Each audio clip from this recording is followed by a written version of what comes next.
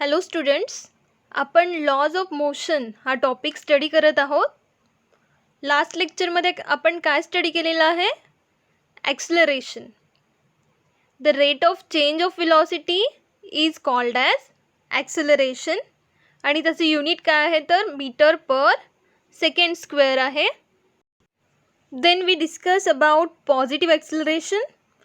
When velocity of an object increases, the acceleration is positive, and when velocity of an object decreases with time, then it has negative acceleration. And third type, if the velocity of an object does not changes with time, then it has zero acceleration. Then we have studied about uniform acceleration and non-uniform acceleration. If the velocity changes by equal amounts in equal time intervals, the object is said to be in uniform acceleration. And if the velocity changes by unequal amounts in equal time intervals, the object is said to be in non-uniform acceleration.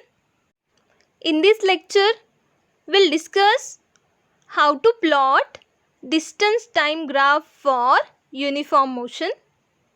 त्यासाठी आपण first example बघूया. The following table shows the distances covered by a car in fixed time intervals. Draw a graph of distance against time, taking time along the x-axis and distance along y-axis. इथं काय सांगितलेलं आहे तर distance covered by a car. Okay, टेबलमध्ये आपल्याला distances दिलेले आहेत जे एका कारने कवर केलेले आहेत इन फिक्स्ड टाईम इंटरवल्स आणि आपल्याला टाईम आणि डिस्टन्सचा ग्राफ प्लॉट करायचा आहे. So you can see here in this table. First time, सुरुवातीला टाईम काय आहे 0 आहे. सो त्यानंतर 10 सेकंड, 20 सेकंड, 30, 40 अँड 50 सेकंड. म्हणजे तिथं आपल्याला काय दिसतं तर टाईम किती इंटरवल दिलेला आहे तर 10 second. Okay, then distance first initially it is 0 metre, then 20, 40, 60, 80 and last 100 meters. So you can see here in each 10 second, प्रत्येक 10 सेकंड नंतर किती डिस्टन्स कवर होत आहे तर 20 मीटर. जसं आपण अमर, अकबर आणि अँथनी त्याच्या एक्झाम्पलमध्ये बघितलं होतं. So here this car is in uniform motion. So we'll see how to plot this graph of distance and time. सुरुवातीला काय करायचं आहे तर ग्राफवरती 2 लाईन्स प्लॉट करून घ्यायच्या आहेत. इथं ही लाईन काय आहे एक्स ॲक्सिस आणि ही लाईन आहे ती काय आहे तर वाय ॲक्सिस आहे. त्यानंतर एक्स ॲक्सिसवरती नेहमी टाईम घेतात आणि वाय ॲक्सिसवरती डिस्टन्स. सो आपण इथे टाईम 10, 20, 30, 40, 50, 60 अप टू 80पर्यंत घेतलेला आहे आणि डिस्टन्स 20पासून 140 मीटर्सपर्यंत घेतलेला आहे. त्यानंतर स्केल. आता स्केल किती आहे, एक्स ॲक्सिसवरती स्केल किती आहे 1 centimetre is equal to 10 second. इथे आपण बघतो प्रत्येक 10 सेकंदानंतरचं डिस्टन्स दिलेलं आहे, त्यामुळे इथं 1 सेंटीमीटर म्हणजे किती असणार आहे तर 10 सेकंड असणार आहे. आता इथे वाय ॲक्सिसवरती 1 सेंटीमीटर म्हणजे किती आहे तर 20 मीटर एवढं आहे. So that is about the scale. आता सुरुवातीला टाईम आणि डिस्टन्स किती आहे तर 0 आहे. त्यानंतर आफ्टर 10 सेकंड 10 सेकंदानंतर किती डिस्टन्स कवर केलेला आहे तर 20 मीटर. त्यामुळं आपण इथं पॉईंट काय करणार आहे प्लॉट करणार आहे. त्यानंतर पुढच्या 20 सेकंदामध्ये किती डिस्टन्स कवर केलेला आहे तर 40 metre. So that's why here 40 metre. Then again in next 30 second that car covers 60 meter. Okay, so here we can plot here. Then after 40 second that car covers 80 meter. So 40 second मध्ये किती आहे तर 80. Okay, then last in 50 second that car covers 100 meter. So that's why we'll plot this point here.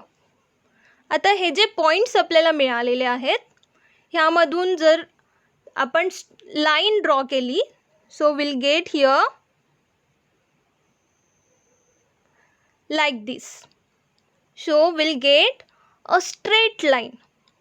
So mostly uniform मोशनमध्ये नेहमी आपल्याला straight line मिळते. So thus the graph between distance and time is straight line. Okay, आपण काय म्हणणार आहे इथं uniform मोशनमध्ये तर graph between distance and time is straight line. Next, in the distance time graph what does the slope of the straight line indicate. आता इथे slope म्हणजे काय आपण बघूया.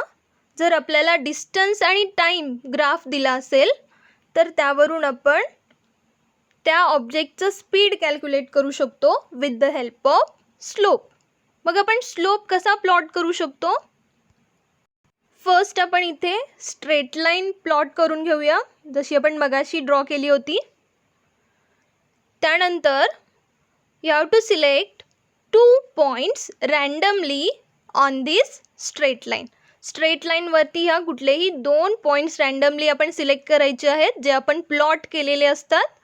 So will first plot this point and second this. Okay, so आपण हे 2 point suppose plot केलेले आहेत. आता या दोन्ही पॉईंट्सवरून आपल्याला स्ट्रेट लाईन्स ड्रॉ करायचे आहेत एक्स ॲक्सिसवरती आणि वाय ॲक्सिसवरती. First from this point we'll plot on x-axis and same from on y-axis. त्यानंतर जो सेकंड पॉईंट आहे त्यामधून आपण काय करणार आहे एक लाईन एक्स ॲक्सिसवरती आणि दुसरी लाईन वाय ॲक्सिसवरती प्लॉट करणार आहे. आता इथे आपण बघतो जो फर्स्ट टाईम आहे त्याला आपण काय नाव देणार आहे तर x1 आणि सेकंड टाईम पिरियड आहे त्याला x2. त्यानंतर वाय ॲक्सिसवरती डिस्टन्स आहे फर्स्ट डिस्टन्स y1 आणि सेकंड डिस्टन्स आहे त्याला y2 असं आपण लेबल करूया. मग आपल्याला जर स्पीड काढायचं असेल तर कसं फाइंड आउट करणार that is equal to slope. आता स्लोप म्हणजे काय तर y2 minus y1 upon x2 minus x1. आता इथे y2 किती आहे तर 40 मायनस y1 किती आहे तर 20 डिवायडेड बाय x2 किती आहे तर 20 मायनस x1 किती आहे तर 10 आहे.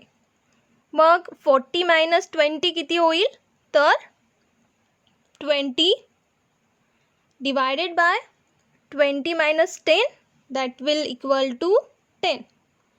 किती आन्सर येईल इथे तर 20 divided by 10 that is equal to 2 meter per second. हे काय झाली तर आपली स्पीड. ओके, आपल्याला काय मिळालेलं आहे इथं speed that is 2 meter per second. म्हणजे जेव्हा स्ट्रेट लाईन असते त्यावेळी त्या स्लोपवरून आपण स्पीड कॅल्क्युलेट करू शकतो. Next is distance time graph for non-uniform motion. So here example is given. The following table shows that distance covered by a bus in equal time intervals. Draw a graph of distance against time, taking time along the x-axis and distance along the y-axis. आता इथे काय सांगितलेलं आहे टेबलमध्ये आपल्याला जो हा time दिलेला आहे तो कसा आहे, इक्वल आहे. म्हणजेच प्रत्येक 5 सेकंड नंतर डिस्टन्स किती चेंज होतं आहे ते दिलेलं आहे. पण आता इथे आपण जर डिस्टन्स बघितलं, ओके, सो हिअर 0पासून नंतर फर्स्ट 5 सेकंडमध्ये किती दिसतं आपल्याला, 7 मीटर आहे. त्यानंतर नेक्स्ट 5 सेकंडमध्ये डिस्टन्स किती आहे, तर 12-7 म्हणजेच किती असेल इथं, तर 5 असणार आहे. ओके, त्यानंतर नेक्स्ट किती असणार आहे, नेक्स्ट 5 सेकंडमध्ये 8, देन 10, 11, 9 अँड 8. आता इथे आपल्याला जे डिस्टन्स आहे ते इक्वल अमाऊंटमध्ये चेंज होताना दिसतं का, नाही. So it changes in unequal amount, आणि त्यामुळं हे कशाचं एक्झाम्पल आहे, तर non uniform motion. So from these values we can plot graph same as the uniform motion. आता इथे आपण काय करणार आहे, 2 लाईन्स, ही काय असेल y axis, ओके, आणि त्यानंतर नेक्स्ट लाईन काय असेल, this will be x axis. Okay, आणि त्यानंतर काय करायचं आहे, तर x axisवरती आपल्याला काय घ्यायचं आहे, तर टाईम जे इथं आपल्याला टेबलमध्ये दिलेलं आहे, आणि y ॲक्सिसवरती आपण काय घेणार आहे, तर डिस्टन्स जे मीटरमध्ये असणार आहे.